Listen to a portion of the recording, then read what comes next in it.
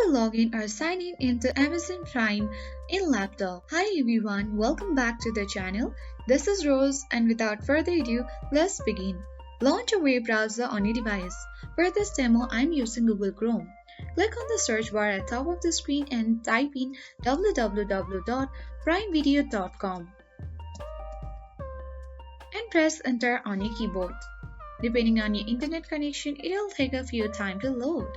So you are on this official interface of Prime Video where you can easily see the sign in button. Click on sign in and then you'll reach on the sign in section of Amazon Prime Video where you have to enter your login credentials like email or mobile number. If you don't have an account and you are new to Amazon, you can click on create your Amazon account and create your account on Prime Video. So enter your email or phone number and click on continue button. Enter your password and then you will successfully sign in into Amazon Prime Video in laptop. That's it.